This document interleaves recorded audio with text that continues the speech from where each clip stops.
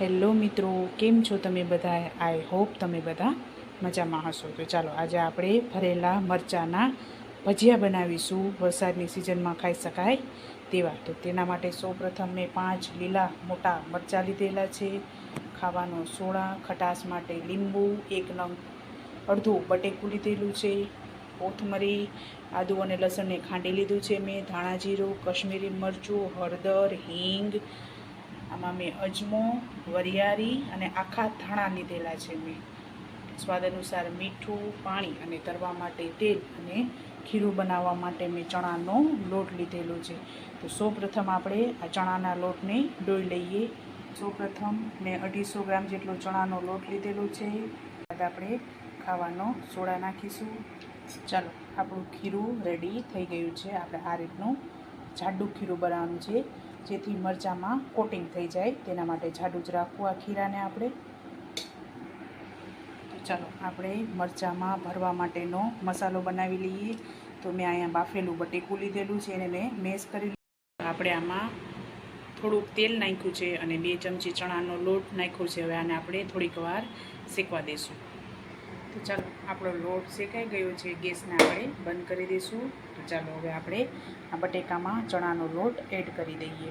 તો આપણે આમાં ચણાનો લોટ એડ કરી દીધો છે. ત્યારબાદ આપણે હળદર પાવડર નાખીશું 1/2 ચમચી.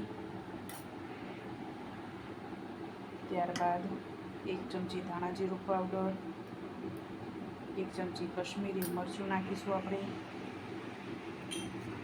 ત્યારબાદ આપણે ધાણા, વરિયાળી અને અજમો નાખીશું. ત્યારબાદ કોથમરી નાખીશું.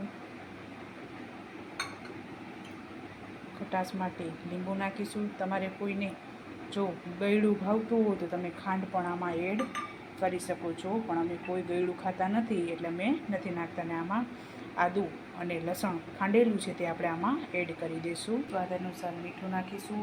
આપણે બટેકા બાફતી વખતે પણ નાખેલું છે અને ખીરામાં પણ નાખેલું છે, તો આપણે સ્વાદ અનુસાર આમાં નાખીશું. તો ચાલો હવે આને આપણે મિક્સ કરી લઈએ.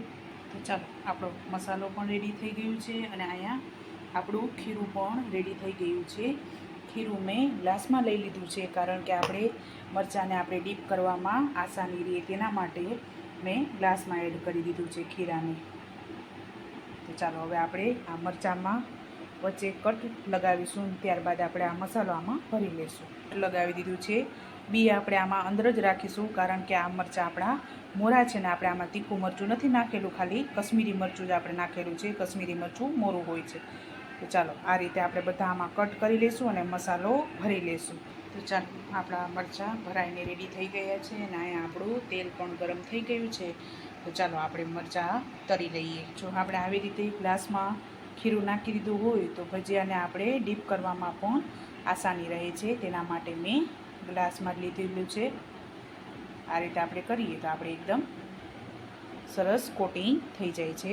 તો ચાલો હવે આપણે આને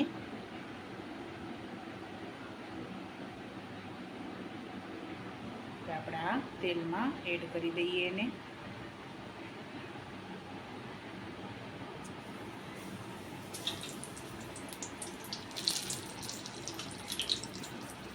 ખીરું થોડુંક જાડું રાખવું, જેથી મરચાંમાં સરસ એકદમ કોટિંગ થઈ જાય.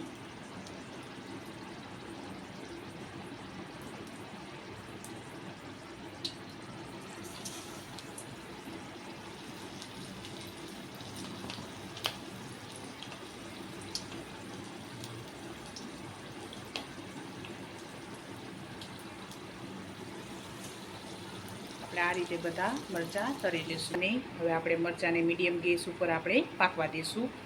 તો ચાલો, આપણા મરચાં તળાઈ ગયા છે. હવે આપણે આને સર્વ કરી લઈએ. તો ચાલો મિત્રો, આપણા ભરેલા મરચાંના ભજીયા રેડી થઈ ગયા છે. તો તમે જોઈ શકો છો કેવા સરસ લાગે છે ભજીયા. અને મેં એને ટમેટાની ચટણી સાથે સર્વ કરેલા છે. આ ચટણી મારા ઓપ્શન બોક્સમાં હું આપી દઈશ. તેની સાથે આ ભજીયા એકદમ મસ્ત લાગે છે અને આ તમે આને ખીચડી સાથે પણ ખાઈ શકો છો. તો ચાલો મિત્રો, તમે પણ આ રીતે ભજીયા બનાવજો, મને યાદ કરજો અને મારા વિડીયોને લાઇક, શેર અને સબસ્ક્રાઈબ કરવાનું ભૂલતા નહીં. તો ચાલો મળીએ નેક્સ્ટ વિડીયોમાં.